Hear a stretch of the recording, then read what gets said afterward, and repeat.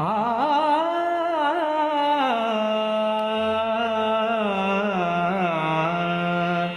तुझी कृपा तारी या जगा,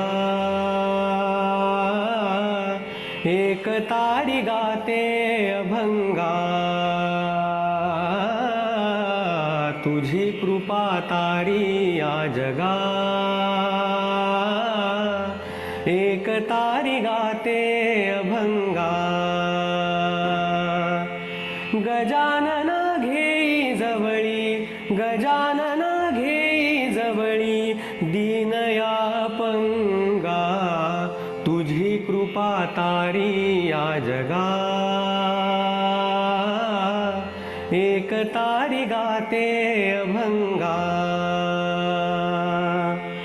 ताल सूर तुझी रंगी रंगे, तुझे नाम त्यात तरंगे. ताल सूर तुझी रंगी रंगे, तुझे नाम त्यात तरंगे. शब्द शब्द घेई रूपाई से, शब्द शब्द घेई रूपाई से. विनायका श्री ओंकारा, विनायका श्री ओंकारा. जशी भावरंगा, तुझी कृपा तारी या जगा, एक तारी गाते अभंगा. गायनात माझ्या श्री गणेशा, तुझ्या विना नाही कुणीशा. गायनात माझ्या श्री गणेशा, तुझ्या विना नाही कुणीशा. ठाई ठाई दिससी तुची देवा, ठाई ठाई दिससी तुची देवा.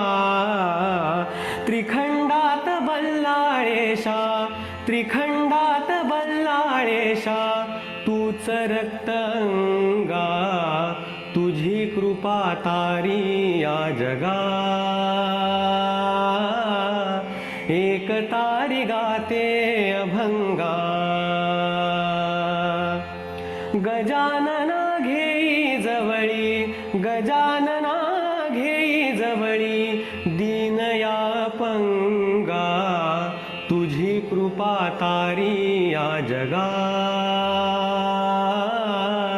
एक तारी गाते अभंगा.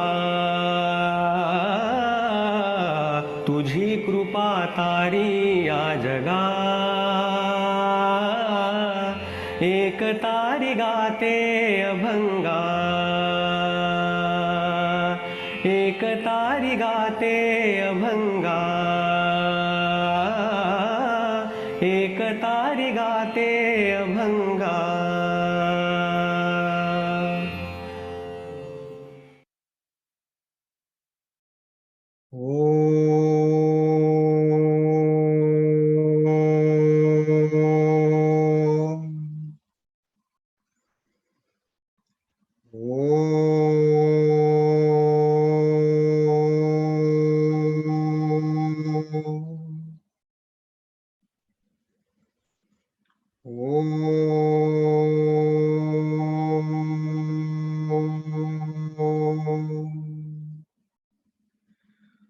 ओम श्री गणेशाय नमः.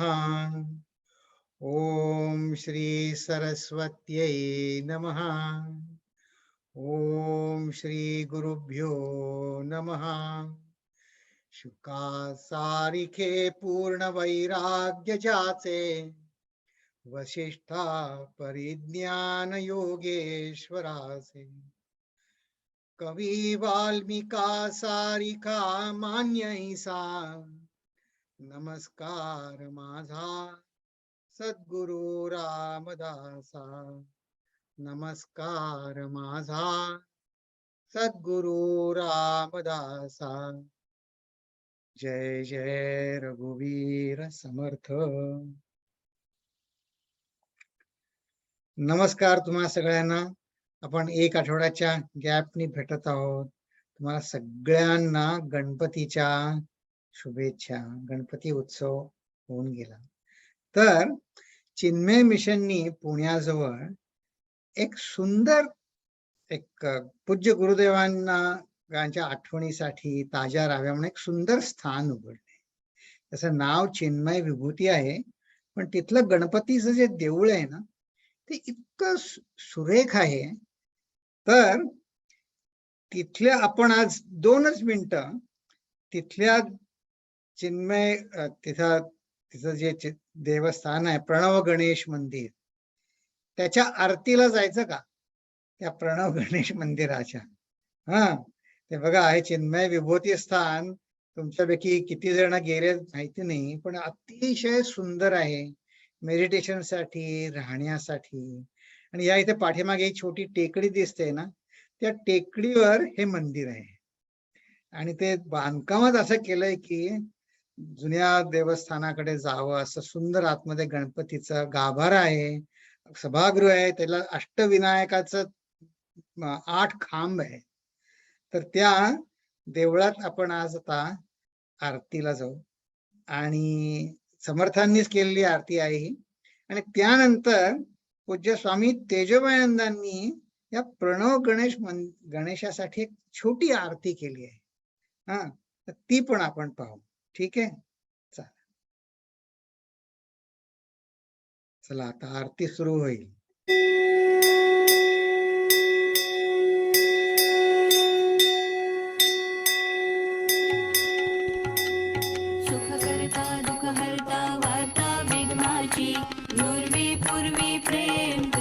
जयाची सर्वांगी सुंदर उठिशे दोराची कंठी झळके माळ मुक्ता फळांची.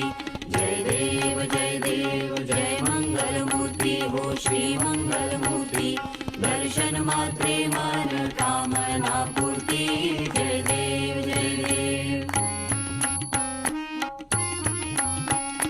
रत्न खचित फरा तुझ गौरी कुमरा.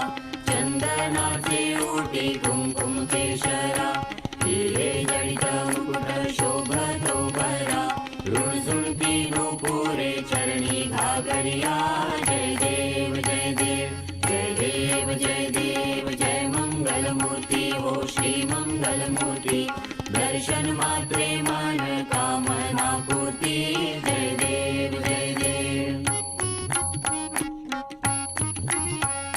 लंबोदर पीतांबर फणीवर बंधना. सरळ सोंड वक्र तुंड त्रिनयना.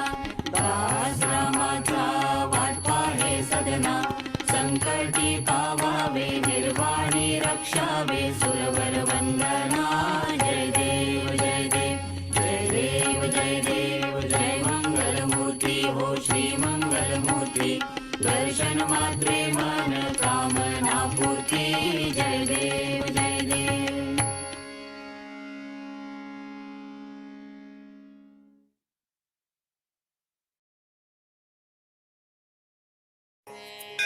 आरती श्री मंगल गणपति की. विघ्न विनायक प्रणव स्वरूप की. आरती श्री मंगल गणपति की. विघ्न विनायक प्रणव स्वरूप की. शंकर सुवन भवानी नंदन. मूषक वाहन गजानन की. शंकर सुवन भवानी नंदन. मूषक वाहन गजानन के. आरती श्री मंगल गणपति की.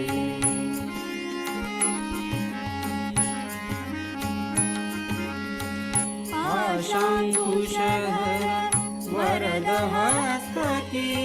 ज्ञान प्रेम रस मोदक कर की. पाशांकुशधर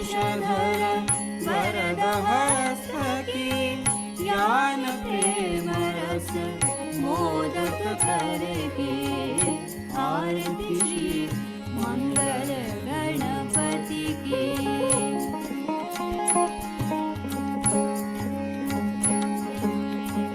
एकदंत प्रभु विनय हमारी देव भगति नित तव चरणन की एकदंत प्रभु विनय हमारी देव भगति नित तव चरणन की आरती श्री मंगल गणपति की विघ्न विनायक प्रणव स्वरूप की आरती श्री मंगल गणपति की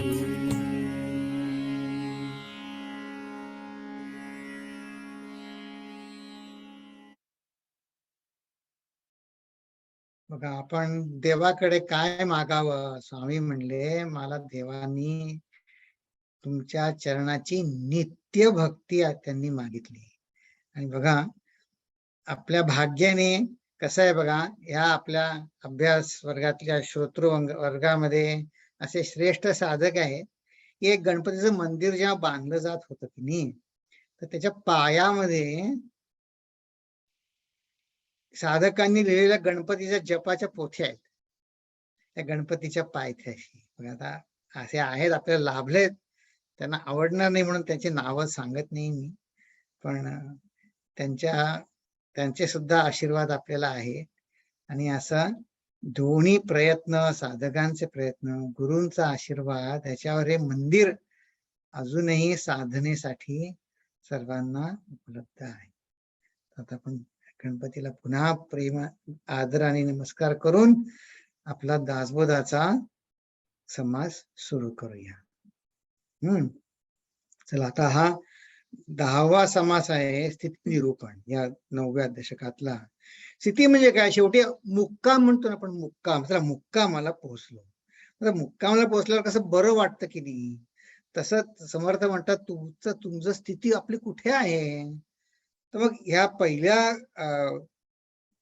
त्याच्यामध्ये प्रश्नात तर कळलं नाही, पण म्हणजे ओव्यांवरनं समर्थांनी काही ठिकाणी समर्थांनी शिष्याचा प्रश्न लिहिलेला आहे, काही ठिकाणी नाही लिहिलेला. तर ह्या ज्या ओव्यांवरनं आपण काय म्हटलं की शिष्याचा प्रश्न ह्या अर्थाचा काहीतरी असावा. काय की इतरांच्या तुलनेत मी सुखी आहे का नाही, किंवा असं वाटतं की दुसरा जास्त माझ्यापेक्षा सुखी आहे किंवा तो उच्च पदाला पोहोचला आहे, असं उगीच वाटत असतं बरं का. खरं तसं नसतं. त्याला असं वाटत असतं आपण सुखी आहे का, असं सगळं भ्रमच आहे बरं का. पण या ओव्यांमध्ये असं आहे की मग असं का बरं होतं आपल्याला. तर आपण जरी साधक म्हणून असलो, गेले 2 वर्ष दासबोधाचा अभ्यास करत आहोत आणि त्याच्याही आधी साधना असली तरी मला बाह्य जगाची ओढ आहे. ओढ का आहे तर महत्व वाटतं म्हणून. जगाची ओढ काय तर महत्व वाटतं म्हणून. मग समर्थ उपदेश करत आहेत, त्यावर पण निष्ठा आहे, पण ती पूर्ण नाही तर मग आपण दासबोध वाचू कशाला, नाही. मग निष्ठा आहे नाही असं दोलायमान आहे. म्हणून हे प्रश्न आपल्या मनात येतात की मग त्या समर्थाने सांगितलं ह्या ओव्यांमध्ये 1 ते 7 ह्या आपण सारांश हा गेल्या वेळी बघितलाय, त्याचा स्प्लिटअप गेल्या वेळी बघितलंय की या 1 ते 7 ओव्यांमध्ये समर्थांनी हा जो प्रश्न आहे की दुसरा सुखी आहे का, तो उच्चपदी आहे का, ते म्हणले हा प्रश्न आहे ना इज अ नॉन इश्यू, अर्थशून्य आहे, त्याचं उत्तर खरं शोधूच नाही. मग हे असा प्रश्न पडण्यापाठीमागे चूक काय होत आहे ते सांगितलं. आणि मग साधनेचा प्रयत्नाचा सिद्धांत सांगितला की माझ्या प्रयत्नांना यश मिळेल त्याचा सिद्धांत माहिती पाहिजे आपल्याला. आणि मग जिथे जायचं ध्येय ते काय आहे ते पण माहिती पाहिजे. आणि त्याचं जे फळ मिळणार त्या फळाचा आणि माझा संबंध असायलाच पाहिजे काही, तो काय आहे ते सांगतात. आणि मग कुशल शिक्षक असा असतो, तो आधी एका स्तरावर उत्तर देतो आणि मग शिष्याचं इंटरेस्ट पाहून तोच विषय आणखीन एका उच्च पातळीवर खोलात जाऊन अर्थ सांगून पुढच्या ह्याच्यावर असं त्यांनी आता हे 18च्या पुढच्या ओव्या तशा आहेत. आणि मग ह्या नंतर ज्या ओव्या आहेत त्या दृश्य फलाच्या पलीकडे जाणं म्हणजे काय, किंवा साध्य साधन एकत्व हे समर्थ आपल्याला एक प्रकारे मनन करायला सांगत आहेत, ते आपण नंतर बघू. पण आधी या ओव्यांवरती, ह्या पहिल्या 2 भागांवर आपण लक्ष केंद्रित करू. मग हे झालं की दुसऱ्यांच्या तुलनेने मी सुखी आहे का नाही हा प्रश्न गैर लागू आहे. आणि मग चूक काय होत आहे ते सांगताना समर्थ काय म्हणले की चूक काय होत आहे ह्या विषयामध्ये, ते काय म्हणले, बाह्यात्कार केला अधिक परितो अवघा लौकिक, येथे पाहिजे मुख्य एक अंतरनिष्ठा.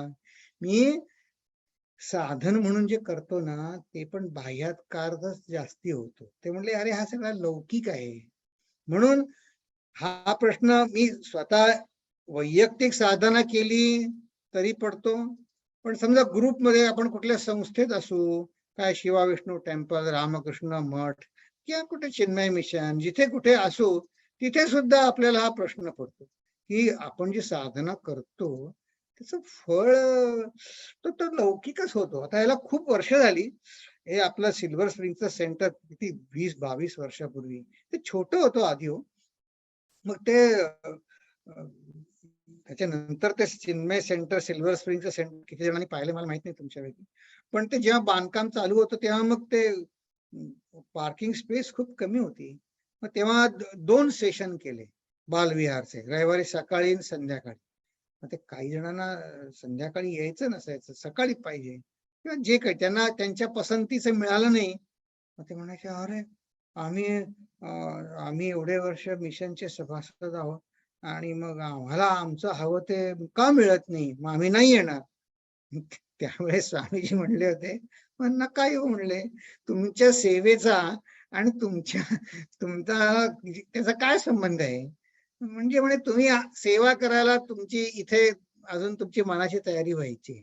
कारण का तुम्ही सेवा केली तर मला अंतरशुद्धी, मनाची शुद्धी मिळायला पाहिजे, ती नसेल म्हणून म्हणले इथे पाहिजे एक अंतरनिष्ठा.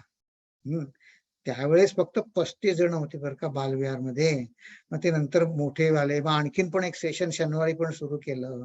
पण उद्देश काय, मी चांगलं वाईट म्हणत नाहीये, हे मानाची टेंडन्सी आहे की मी काही मिळालं तर मी काही मागतो, त्याच्या बदल्यात मला काही मिळालं पाहिजे. मग नुसते कोणी आशीर्वाद दिले तर नाही, आशीर्वाद नाही, काहीतरी मला इतरांचे जे नाही ते मला मिळालं पाहिजे, अशी एक मनाची वृत्ती होती.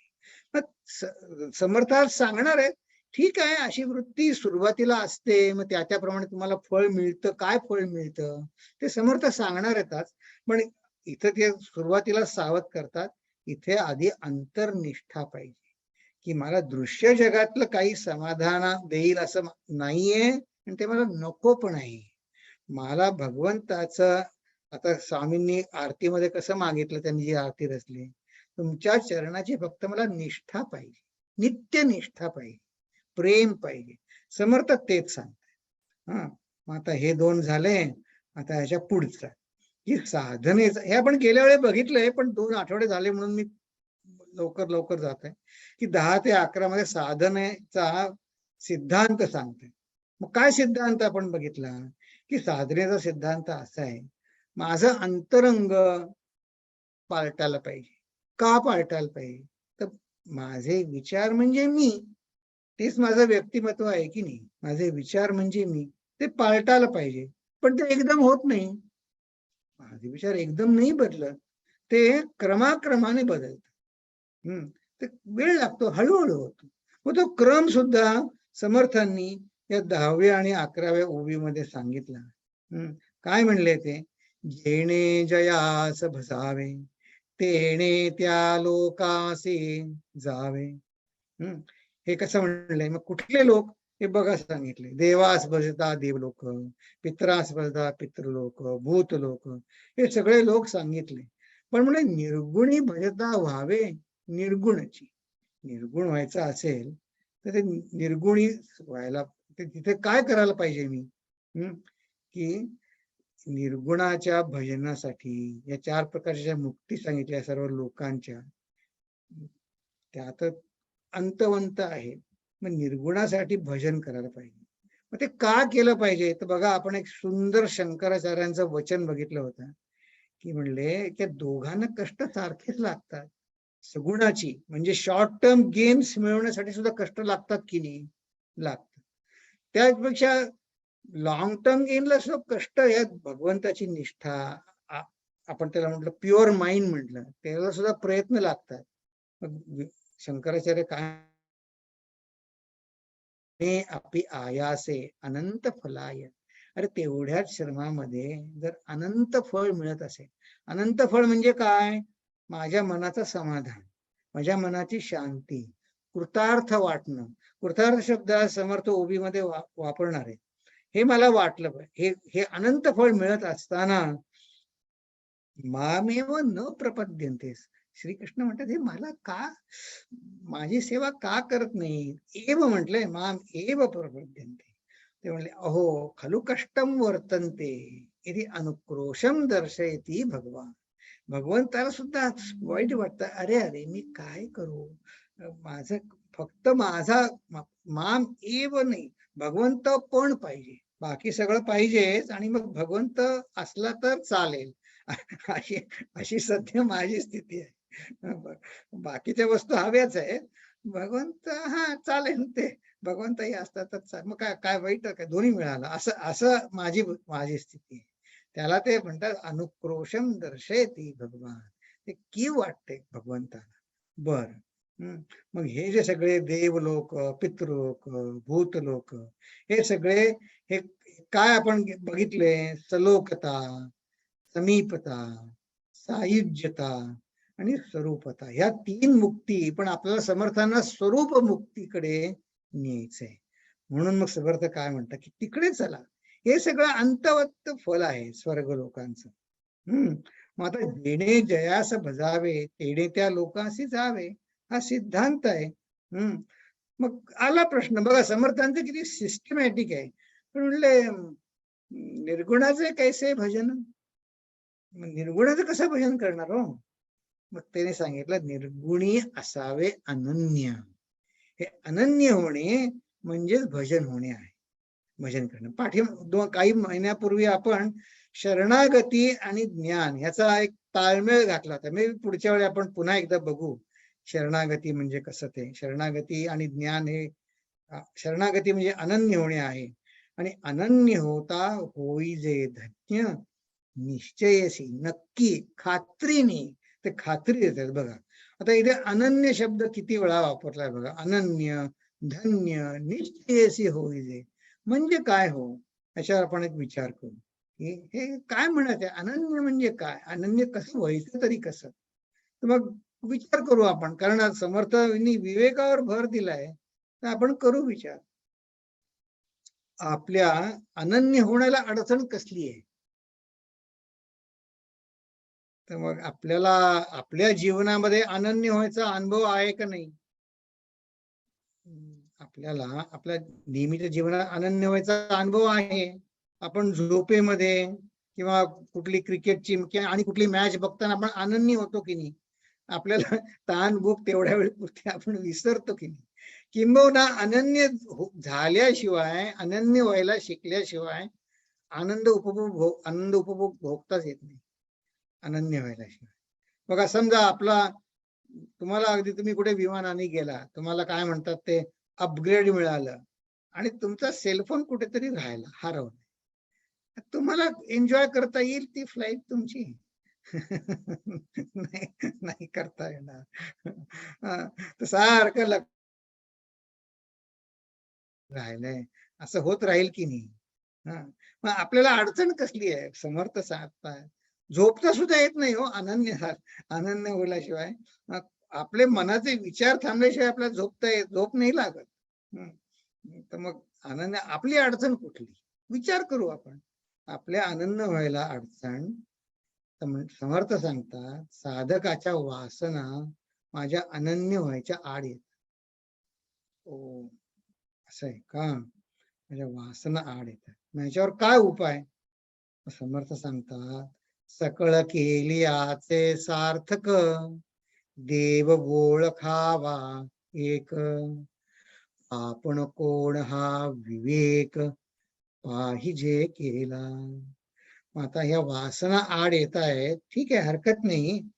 मग समर्थ सांगतायत वासनांचा आणि माझा काय संबंध आहे? ते म्हणतात "अहो, असं काय म्हणता हो, माझ्या वासना आहे." माझ्या वासना आहे. मग ठीक आहे, माझ्या वासना आहेत. मग त्या वासनांनी काय होतं? वासनांनी काय होतं? त्या पूर्ण झाल्या की पण त्या किती त्याला किती बंधन आहेत माझ्या वासना पूर्ण होण्याला, ते आता समर्थ सांगणारच आहेत. बघूया आपण. काय म्हणले? की म्हणले हे निर्गुण मुक्तीचं काय वैशिष्ट्य आहे? कारण निर्गुणाचे भजन कसं करावं हा विषय चाललाय की नाही आपला. निर्गुणाला आपला विचारांचा क्रम आपण विसरूया नको, की आपल्याला दृश्यातलं फळ नकोय. देवलोक, पितृलोक, हे स्वर्गलोक नकोय. मला निर्गुणाचं कुठली अत्युच्च स्वरूप मुक्ती पाहिजे. त्याला मुक्ती म्हणायचं. म्हणून इथं मी कोट मध्ये म्हटलंय, निर्गुण मुक्तीचं वैशिष्ट्य काय आहे तिथं न्यायचंय. मग आता निर्गुणाची भक्ती कशी करायची असा प्रश्न आला. मग ते म्हणले अनन्य झालं की निर्गुणाची भक्ती होते. मग अनन्य व्हायला काय आड येतं? तर म्हणले माझ्या वासना आड येतात. मग माझ्या वासना का आहेत? तर मग मला सुखी व्हायचंय. माझ्या वासना मला सुखी होण्यासाठीच माझे जे काही संकल्प म्हणतो, इच्छा म्हणतो, तर सुखी कोणालाही दुःखी व्हावं अशी वासना असणं शक्य आहे का? नाही. सुखी व्हावं अशीच आहे. मग सध्या माझ्या वासना कशी कशी प्रकारे सुख व्हावं? मला iPhone 14 मिळावा अशी माझी इच्छा आहे. पण आता ही ते म्हणले अरे ही काय इच्छा, आणखीन 2 वर्षांनी iPhone 15 येणार आहे. मग नंतर 17 येईल, तर येतच राहतील. असं असं काय उपयोग? पण मला अत्यंत सुख व्हायचंय ही इच्छा बघा. आयफोन मला असावा ही इच्छा मी कुठून तरी पाहून, जाहिरात पाहून किंवा कोणी मला सांगून माझ्या मनात आलेली, हो की नाही? पण मी सुखी व्हावं ही वासना कोणी सांगून आली आहे का? बघा आता आपण विचार करू. मी सुखी व्हावं ही वासना, वासना म्हणायची, पण ही कोणी दुसऱ्याने सांगून नाही आलेली. ती इच्छा देवाने हे जेव्हा जीव बनवला ना, तेव्हाच ही वासना आहे की मी सुखी व्हावं. आणि म्हणून समर्थ असं नाही सांगत की तू सुखी व्हायचं विचार सोडून दे. पण ते घालवणं जी दुसऱ्याने माझ्या मनात भरवली आहे वासना, ती घालवणं एक वेळ सोपं आहे. पण जी वासना घेऊनच मी जन्माला आलो की मी सुखी व्हावं, ही घालवणं कसं शक्य आहे? की नाही. त्याला समर्थ काय सांगतात की असं एक हे सुखी हो की ज्याला स्थल कालाचं बंधन नाही. कारण माझ्या वासना सगळ्या या स्थल कालाने मर्यादित आहे. म्हणजे जी सायुज्य मुक्ती सांगितली या निर्गुण मुक्ती सांगितली, याचं वैशिष्ट्य काय आहे? याचं वैशिष्ट्य तिला स्थल कालानी या बाधित होत नाही. जसं मी मगाशी म्हंटल, मला अपग्रेड मिळालं, मी फर्स्ट क्लास मध्ये बसलोय, पण माझा फर्स्ट क्लास मधली त्यांची सगळी सेवा आहे ती गोड लागत नाही. का लागत नाही? तर माझा सेलफोन कुठेतरी विसरून आलोय मी. आता त्याला स्थलाचं आता सुखी व्हायला मी फर्स्ट क्लास मध्ये बसलोय, आत्ता पाहिजे मला फर्स्ट क्लास, आत्ता बसलोय मी फर्स्ट क्लासशी संबंध, मी बसलोय, माझा संबंध आहे. पण तरी त्याला माझं काय, माझं जे म्हणतो ते कुठेतरी मी विसरून आलो. बंधन आहे की नाही आपल्याला? आहे. आता मी अगदी क्षुल्लक उदाहरण दिलं बरं. तुम्ही म्हणाल अरविंद तुम्ही क्षुल्लक म्हणता, तुमचा सेलफोन कधी विसरलाय का कुठे? तेव्हा तेव्हा तेव्हा तुम्हाला असंच वाटलं होतं का? नाही. पण ते समर्थन म्हणतात अरे हे तर एक एक डायमेन्शन आहे. असे अनेक डायमेन्शन आहेत की ज्याच्यामुळे आपलं क्षणात सुखी तर क्षणात दुःखी होऊ शकतो. ठीक आहे. मग आता काय केलं पाहिजे? आपण स्वयंपूर्ण, स्वयंसिद्ध आपला आनंद असा वेळी कोणी हिरावून नाही घेतं का आपला आनंद? असं बरंच पुष्कळ आहे.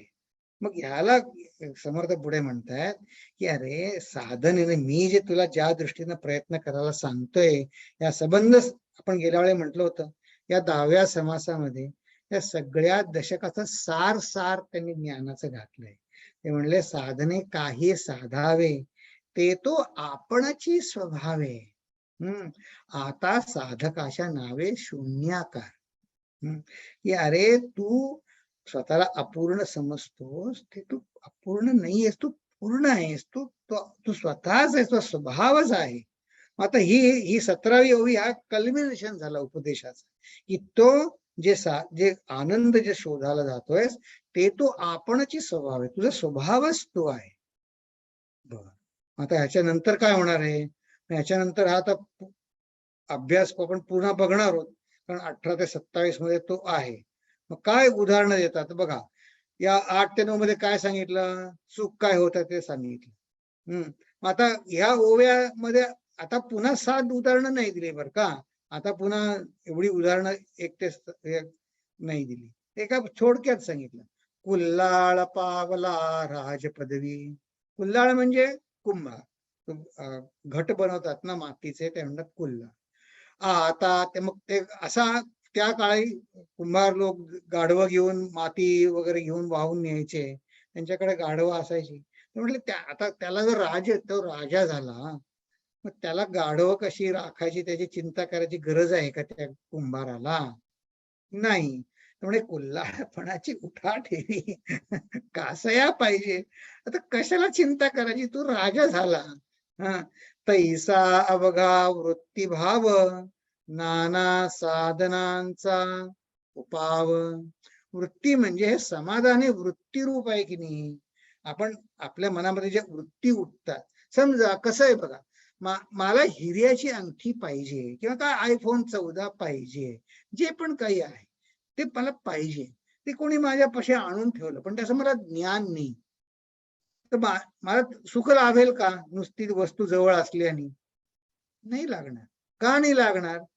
कारण ती हिऱ्याची अंगठी, आयफोन जे पण काही आहे ते माझ्यापाशी आहे अशी वृत्ती उठली नाही. ती वृत्ती जोपर्यंत उठत नाही तोपर्यंत मला साधन करायला पाहिजे. म्हणजे काय करायला पाहिजे? मग मला जे काही मी ध्येय ठरवलंय, तात्पुरतं का होईना जे काय ठरवलंय त्यासाठी प्रयत्न करायला पाहिजे. तर ह्या साधनेचा सगळा, आता साधना म्हणजे आता आपण आपल्या दृष्टीनं या 9व्या दशकाच्या दृष्टीनं मी भगवंताला माझ्या हृदयात, भगवंताचं आनंद स्वरूप आहे. आपण बघा या दशकामध्ये सुरुवातीला ब्रह्म काय आहे बघितलं, जीव कोण आहे बघितलं, ब्रह्म आणि जीवाचा संबंध बघितला, आणि मी ब्रह्मरूप आहे असं सांगितलं. तर मग ही साधनांचा उपाय जो आहे तो माझ्या मनामध्ये वृत्तीभाव उत्पन्न होण्यासाठी ऐकली. आपण झोपायची तयारी आपण कशी करतो? मग काय लाईट डिम करतो, टीव्ही बंद करतो, आवाज बंद करतो, बिछाना घालतो. हे कशासाठी? माझ्या मनात झोपेची वृत्ती यायला पाहिजे. मग आता पतंजलीनं ते पण सांगून ठेवलंय बर का, सर्व वृत्ती अभाव अशी जी वृत्ती आहे त्याला झोप म्हणतात. हा सगळा उपाय आहे. या झोपेच्या साधनांचा उपाय काय? मग जे साध्य झालं, साध्य झाल्या कैचा ठाव साधनांसी. जसं आपण गेल्या वेळी मी सांगितलं होतं की झोपेची गोळी घ्यायचं तुम्ही विसरले आणि तरी झोप लागली, तर ती पुन्हा उठवून कोणी दुसऱ्याने उठवून ती गोळी घ्यायची सांगायची गरज आहे का आपल्याला?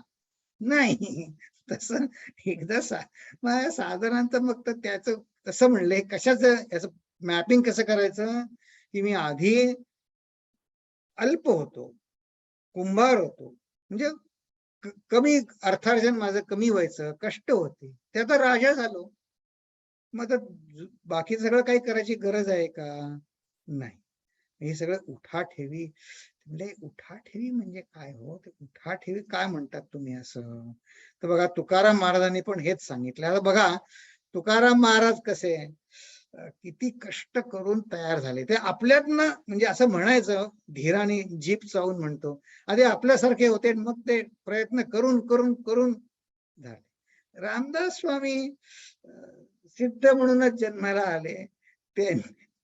त्यांनी म्हटलं उठा ठेवी, ते ठीक आहे. मग तुकाराम महाराज काय म्हणतात बघा, या अगदी अशीच त्यांचा एक अभंग आहे. आधी होती दासी पट्टराणी केले तिसे, तिथे हिंडणे राहीना मूळ स्वभाव जाईना. ते म्हणले माणसाचा मूळ स्वभाव काही केला जात नाही. मग त्यांनी अशी बरीच उदाहरणं दिली. आधी होता वाघ्या दैवयोगे झाला पाग्या.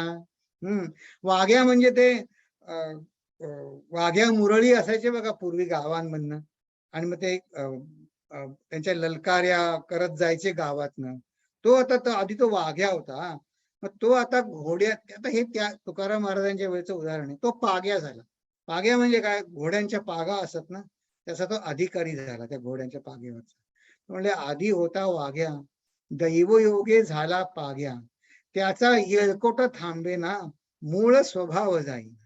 आता तो घोड्याच्या वरचा ऍडमिनिस्ट्रेटर झाला तर येळकोट करून कशाला हिंडायला पाहिजे. दुसरा होता आधी होता ग्रामजोशी राजपद आले त्यासी. आधी पंचांग बघायचा, मग आता तर राजदरबारी समजा राज्यपद आले त्यासी, त्याचे पंचांग राहीना मूळ स्वभाव जाई. आधी होता ग्रामजोशी राज्यपद आले त्यासी, त्याचे पंचांग राहीना मूळ स्वभाव. ठीक आहे, पण बघा साधक झाला ना की त्या साधकाला एक मुभा असते बरं का. मग तुकाराम महाराज सांगतायत स्वतःच उदाहरण एवढं देऊन.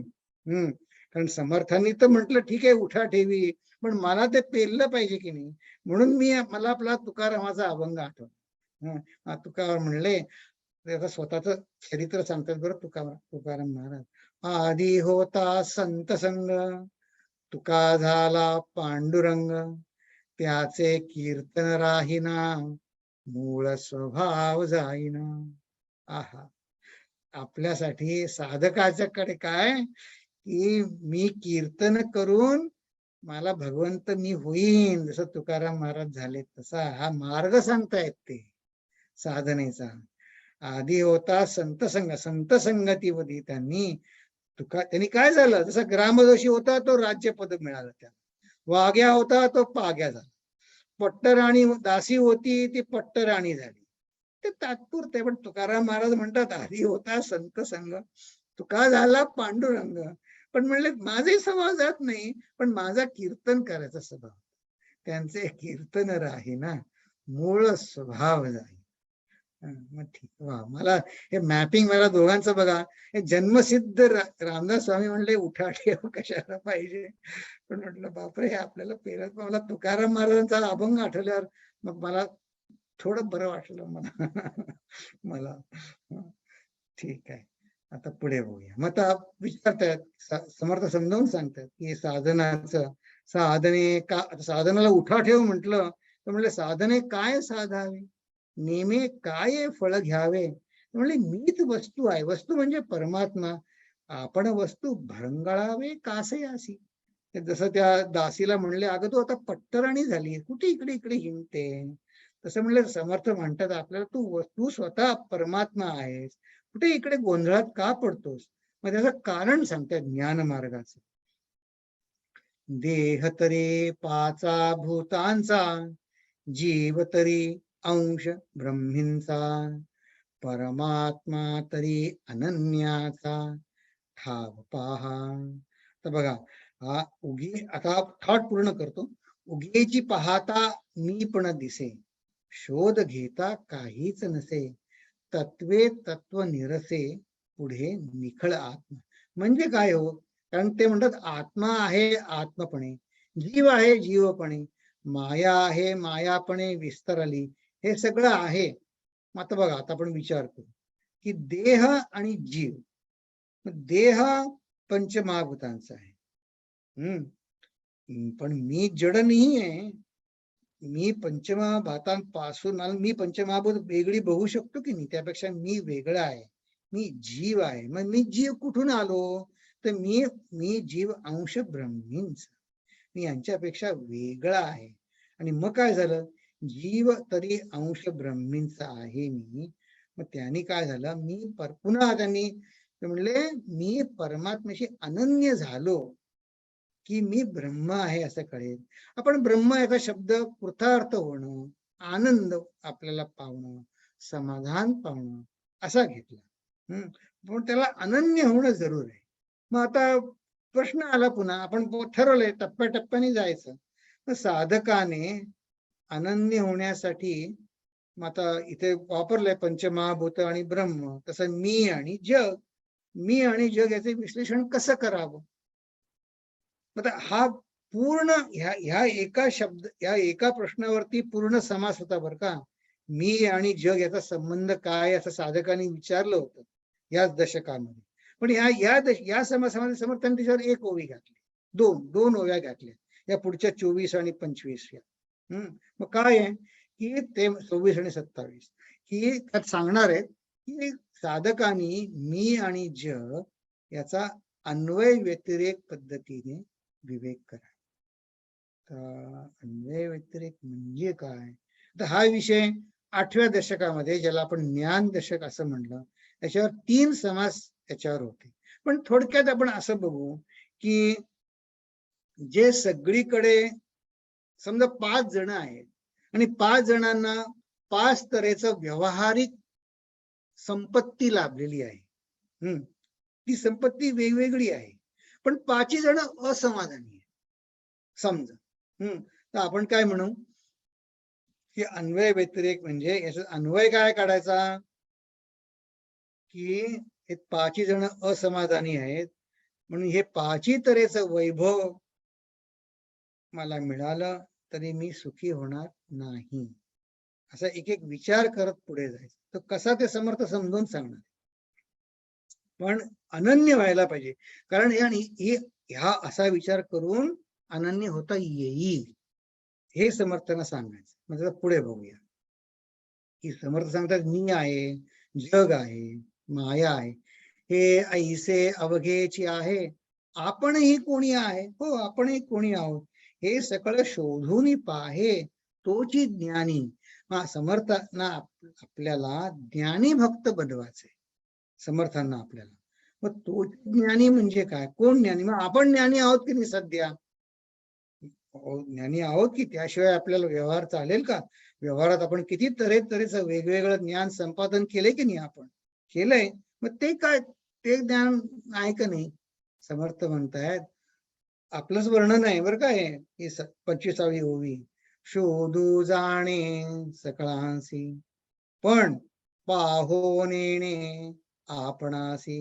स्वतःला मात्र ओळखत नाही, बाकी सगळं करतो. पाहो नेणे आपणासी ऐसा ज्ञानी एकदेशी वृत्ती रूपे. आता ह्या ओवीवर विचार करायला पाहिजे. आणि इथं समर्थांनी आपल्याला म्हणले एक देशी. आता ह्याच्यावर आपण विचार करूया, म्हणजे काय हो हे ऐसे ज्ञान एक देशी म्हणजे काय? तर असं आहे, आपलं अगदी थोडक्यात बघूया की आपल्याला ना आपल्या अज्ञानाची जाणीव असते. आपण या बाह्य क्षेत्रामध्ये किती जरी ज्ञान मिळवलं ना, समजा तुम्ही काय मोठे व्यापारी झालात, इंजिनियर झालात, काय उद्योगपती झालात, राज्यकर्ते झालात, जे पण काही कोणी झाला, तरी त्यांना इतर सगळ्या गोष्टीचं ज्ञान असतं का? नसतं. मग ते आपण एका क्षेत्रात जरी ज्ञानी म्हणून असलो तरी आपल्याला आपल्या अज्ञानाची जाणीव असते. आपल्या पशूंना ही भानगड नाही. पशूंना तुम्ही असं पशुला त्याला जेवायला खायला घातलं काय, सावलीत झाडाच्या खाली सावलीत झोपलेत, निवांत झोपले, त्याला उद्या अन्न मिळेल का नाही ही पशूंना काळजी नाही. किंवा मला हे समजत नाही, ते समजत नाही, माझ्या गळ्यामध्ये लीश का घातलंय, त्याला बिल्ला काय आहे, माझा तो एक्सपायर झालाय का वगैरे, त्याला काही त्या कुत्र्याला मुळीच कसली काळजी नाही. पण आपल्याला जे कळत नाही त्या अज्ञानाची जाणीव आहे. मग त्याने काय होतं, अज्ञान आपल्याला चैन पडू देत नाही. आता प्रश्न आला, आपण प्रश्न विचारायलाच बसलोय, तर आपण म्हणू चैन का पडू देत नाही अज्ञान? हो, त्यासाठीच बसलोय आपण, चैन का पडू देत नाही.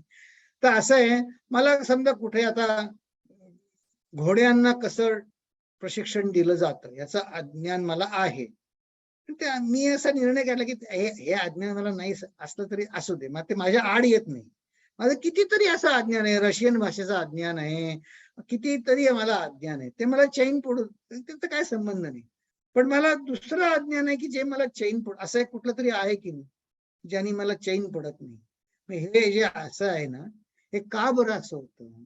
तर समर्थ सांगतात, जे समर्थांनी सांगितलं ना की तूची वस्तू कासया भरंगळावे, की माझा मूळ स्वभाव ज्ञानमय आहे, असं समर्थ सांगताय. इंद्रियांना दिसणारे ते आणि तेवढंच ज्ञान असं मी समजतो, माझ्या इंद्रियांना दिसतं ते. तर परंतु हे सगळे अज्ञानाचे प्रकार आहे, म्हणून मला समाधान लाभत नाही. आणि म्हणून त्याला समर्थांनी याला एकदेशी म्हटलं, सिंगल डायमेन्शन, एकदेशी. यालाच विवेकानंदांनी त्यांना जेव्हा असं विचारलं, जगातल्या ज्ञानाबद्दल तुम्ही काय म्हणता, असं जेव्हा कारण विवेकानंदांनी सांगितलं माझे गुरु फक्त म्हणे पहिली दुसरी त्या जगाच्या दृष्टीने अशिक्षित होते, असं जेव्हा त्यांनी सांगितलं तेव्हा त्यांना वार्ताहरांनी विचारलं, म्हणे जगात सगळं ज्ञान आहे, त्याच्याबद्दल तुमचं काय म्हणणं आहे? त्या विवेकानंद म्हणले, these are all varieties of ignorances. असं विवेकानंदांनी सांगितलं. कारण हे ज्ञानाने माझं समाधान मिळत नाही, आनंद मिळत नाही, तर मग अज्ञानच आहे की नाही ते. आणि हे खरं माझ्या मते या 25, 26, 27 या ओव्या ना, याच्या पुढच्या दशकाची प्रस्तावना आहे. हा जो 10वा दशक आहे, आता सुरू करणार आपण, त्याची प्रस्तावना आहे की हे इंद्रियांना दिसणार ते आणि तेवढंच ज्ञान कसं, आणि माझा स्वभाव ज्ञानमय आहे, त्याला स्वयंज्योती प्रकरण असं म्हटलंय समर्थांनी पुढच्या दशकाला. त्याची सुरुवात इथे करता येते की हे जे आहे, मी ज्ञानरूप आहे म्हणून मला चैन पडत नाही की ज्ञान मिळवण्यासाठी, तो माझा स्वभाव आहे की म्हणून आपण मगाशी म्हटलं की मी सुखी व्हावं. सुख ज्ञान हे आपण एका अर्थाने इथे म्हणतोय की ती वासना मी कोणी तयार केलेली नाहीये, ती आर्टिफिशियल नाहीये. मला समाधान मिळावं आहे म्हणून मला चैन पडत नाही. बरं, मग आता असं आहे, ज्ञानी असं ज्ञान किंवा ज्ञानी ओळखणं कठीण का जातं? कारण का असं आहे हो की मला एक तर ज्ञानी मनुष्य ओळखत नाही, किंवा ज्ञानी असतात ना ते म्हणत नाही की हो मी ज्ञानी आहे, मी तुला सांगतो. आला की नाही प्रश्न? आता आपण असं करू की आज आपण एक सरप्राईज टेस्ट घेऊ. घ्यायची का सरप्राईज टेस्ट? आता आपण एक टेस्ट घेऊ की मला दिसतंय का सगळ्यांना की ब्रह्मज्ञान आणि ज्ञानी यांचं उदाहरण देण्यात अडचण काय आहे हो?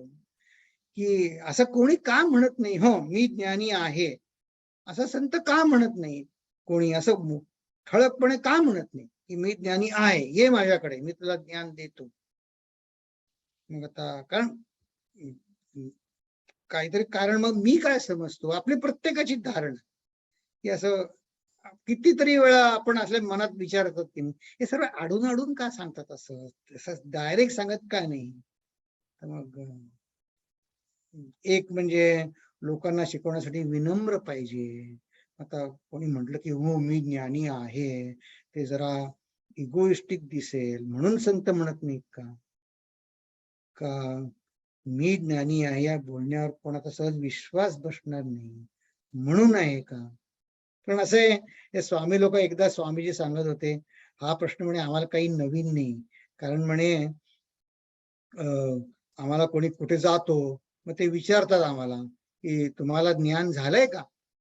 म्हणे आम्ही जर म्हटलं की हो आहे ज्ञान झालंय, ते म्हणे आमच्याकडे बघतात आणि म्हणतात तुम्हाला आणि ज्ञान असं करून जातात.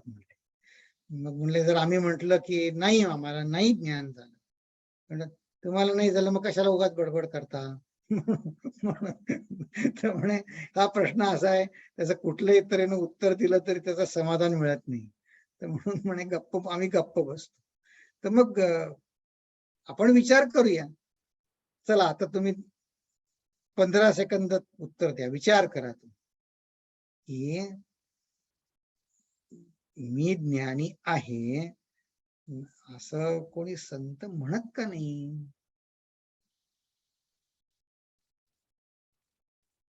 हे तुमची उत्तर अनॉनिमस आहेत बरं का. आज आपण 2 नवीन जण जॉईन झालेत. आज श्वेता जॉईन झाली आहे. श्वेता आहे ना तू? तर मग तुला असं वाटतं की हे अनॉनिमस आहे, कोणाला कळणार नाही आपली उत्तर. पण हे आपल्या स्वाध्यायासाठी उत्तर देणं जरूर आहे. तर तुम्ही करा. म्हणजे मग त्याचं आपण जेव्हा ह्याचं खरं उत्तर बघू ना, तेव्हा आपल्याला कळेल की माझ्या अनालिसिस मध्ये, विवेक करण्यामध्ये काय चूक होते, बरोबर होते, ते आपल्याला कळेल. म्हणून माझा तुम्हाला आग्रहाची विनंती आहे की तुम्ही उत्तर द्या.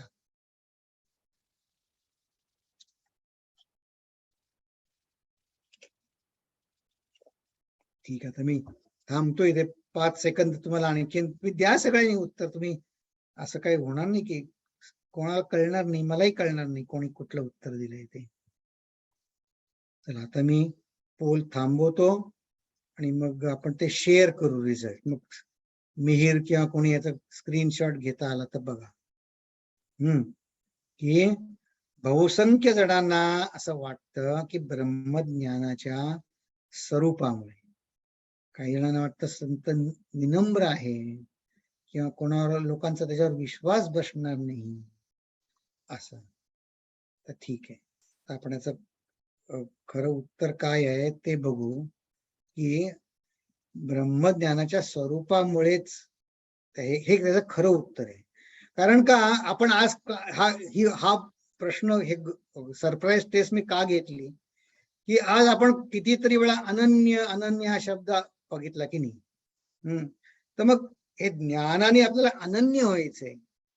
मला त्यात विरघळून जायचंय की ज्याने माझा संबंध जगाचं, मला rest of the world will be a non issue to me, हे असं समर्थन आपल्याला करायचंय. तर मग असं आहे, आपल्या लेवलवर हे उत्तर बरोबर कसं आहे तर बघू. ब्रह्मज्ञानाच्या स्वरूपामुळे, तर समजा कोणी झोपलाय आणि आपण त्याला विचारलं, काय रे तू झोपलायस का? तो खरा झोपलेला आहे ना, तो उत्तर देईल का? तो उत्तर देणं शक्यच नाही. तो उत्तर आपण काय म्हणू, तो उत्तर देत नाही, मग तो खूप नम्र आहे म्हणून उत्तर देत नाही का? असं नाही हो. हे म्हणले माझा कोणाचा विश्वास नाही बसणार. हा, ते खरं आहे. कारण तो म्हणला की मी झोपलोय असं म्हणला, तर मग तो खरा जाणकार म्हणेल हा झोपला नाही. बघा की अनन्य होण्यामध्ये तर सांगताच येत नाही संतांना. कारण ते हा काय म्हणतात, सत्ता भेद आहे, डायमेन्शनवर त्यांना अनन्य होत आणि आपल्याला होता येईल. समर्थ सांगतायत ही बनवा बनवी नाहीये. समर्थ आपल्याला विवेकाने स्टेप बाय स्टेप करून सांगतायत की ह्या ब्रह्मज्ञानाचं स्वरूप असं आहे, ते अनन्य होणं, आपल्याला त्याकडे प्रयत्न पाहिजे. अनन्य होणं हेच फळ आहे. मग आता बघा त्याचं पुढे आपण बघू. आता ह्या ज्या 2 ओव्या आहेत ना, त्या किती वेळा, 1000 वेळा म्हणले तरी मेडिटेशन सारखे आहे. ते म्हणले कसं आहे हे अनालिसिस, अन्वय व्यतिरेक पद्धत सांगतायत इथे की परमार्थ काय आहे हे 2 ओव्यांमध्ये समर्थाने सांगितले. ते म्हणजे परमार्थ ज्ञान किंवा भगवंत किंवा परम समाधान, जे काय आपण म्हणू ते वृत्तीरूप जरी पाहिले तरी मग काहीच नाही राहिले. प्रकृती निरासे अवघेच गेले विकारवंत, उरले ते निखळ निर्गुण, विवंचिता तेची आपण, ऐसी हे परमार्थाची कोण अगाध आहे. मी सध्या द्वैताच्या भूमिकेतनं मी आणि फळ, मी आणि आनंद, मी आणि माझं ध्येय हे वेगळं मानतोय. मला हे मिळालं, त्याला ते मिळालं, तमक्याला ते मिळालं, असं माझी वेगळी भूमिका आहे.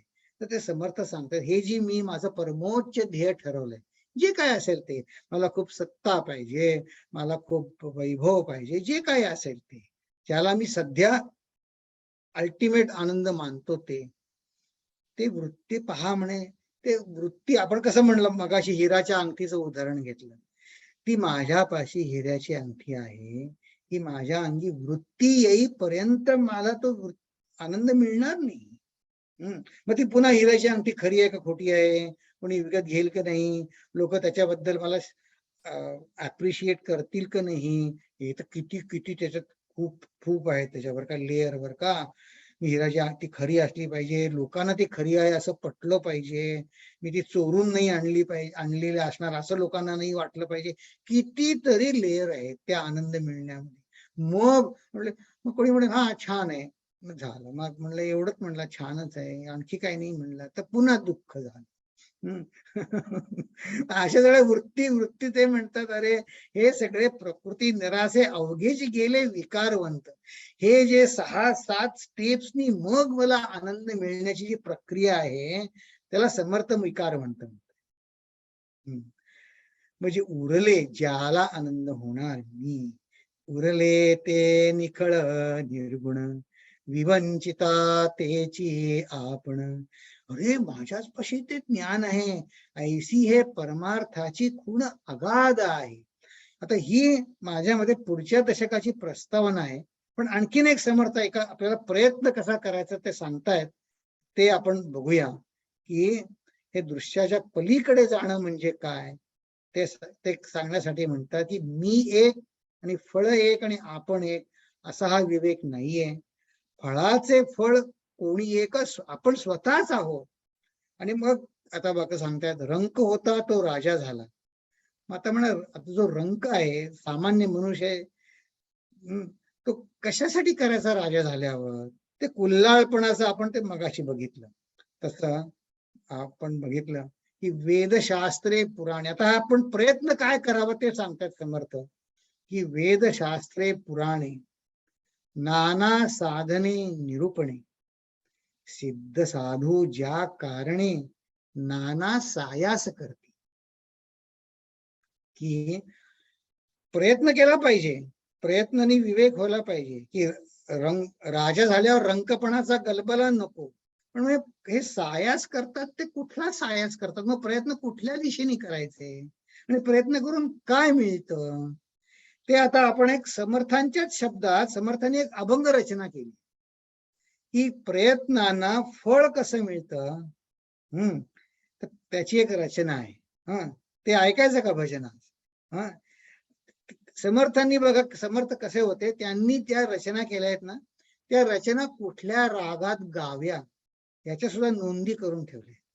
तर ही जी रचना आज आपण ऐकणार आहोत ती रचना त्यांनी दरबारी कानडा ह्या रागात गायला सांगितले. मग ज्यांना गाण्याचं ज्ञान आहे, मला काहीच नाही बरं का, आम्ही फक्त ऐकूय. त्यांनी दरबारी राग खूप स्लो राग आहे, हळू हळू हळू सुरू होतो तो. मग मला असं वाटतं सरकार दरबारी काम हळू म्हणून हळू चालतात का काय माहित नाही, पण हा राग अगदी हळू सुरू होतो. तर समर्थांना सांगतात घाई करू नका, सावकाश पण नीटाने प्रयत्न करा. ती काय करा ते थोडं सूत्रात्मक रचनाच आहे, पण ती आपण ऐकूया. चला.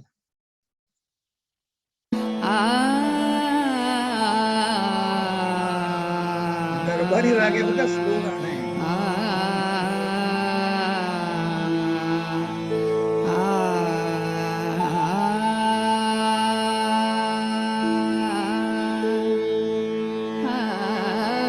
परत रत सजने, परत रत सजने, परत रत सजने, परत रत सजने, परत रत सजने, परत रत सजने.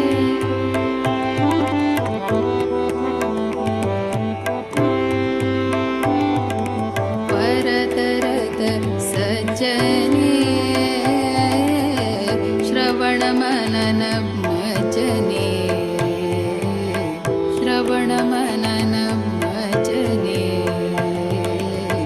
आगमन गम संत समागम, आगमन गम संत समागम, षट्त्रिभूतजने, परत रत सजने, परत रत सजने.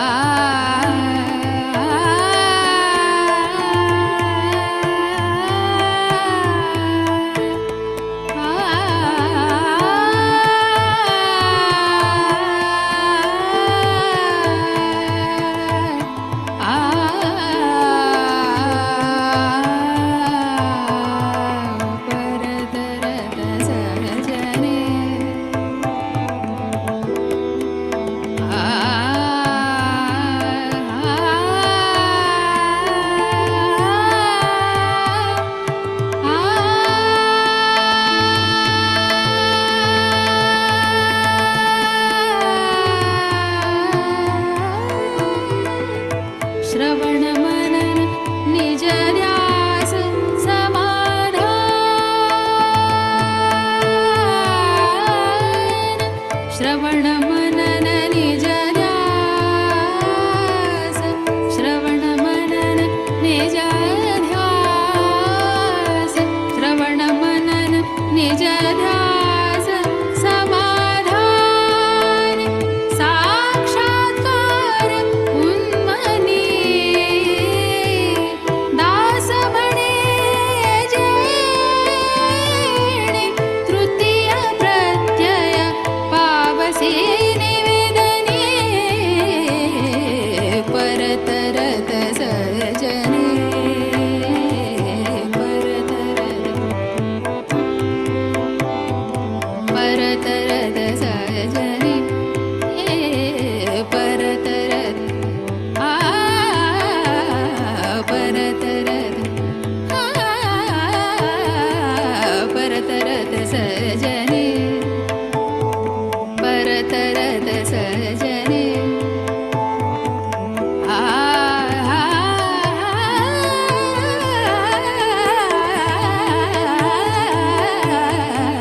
परतरत सजने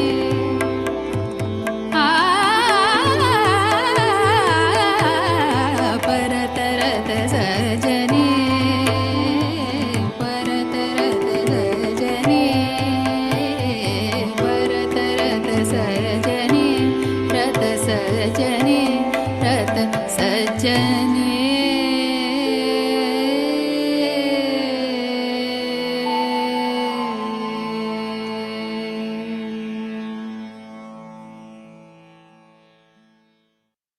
तर आता या गाण्याचा अर्थ काय होतो? तृतीय प्रत्यय पावसी निवेदनी. आता काय होतं हे तुम्हाला आपल्याला होमवर्क आहे बरं का. या गाण्याचा अर्थ काय आहे? हे तीन तीन सांगितलं, तृतीय प्रत्यय तीन तीन तीन. तर या गाण्यामध्ये या भजनामध्ये तिसरं शोधायचं काय, कारण हे मिळणार सांगितलं. आपल्या प्रयत्नानं यश काय मिळणार? हे तृतीय प्रत्यय पावसी निवेदन. निवेदन म्हणजे आपण नैवेद्य दाखवतो ना देवाला, शरण जातो की नाही, ते निवेदन करणं म्हणजे शरण जाणं. मग शरण गेल्याने काय तीन मिळेल त्या अभंगात सांगितलंय. तर त्याच्यावर तुमचे विचार तुम्ही सांगा. हे आपल्याला या आठवड्यासाठी होमवर्क आहे. त्यानंतर आपण पुढच्या सोमवारी भेटू, पण विचार मात्र तुम्ही करा. आणि हे भजन तुम्हाला समरी मध्ये पाठवतोच मी, पण ठीक आहे. आता मी प्रार्थना म्हणतो, आपण थांबू. ओम पूर्णमद पूर्णमिदं पूर्णात् पूर्णमुदच्यते पूर्णस्य पूर्णमादाय पूर्णमेवावशिष्यते. ओम शांति शांति शांति. हरि ओम. श्री गुरुभ्यो नमः. हरि ओम.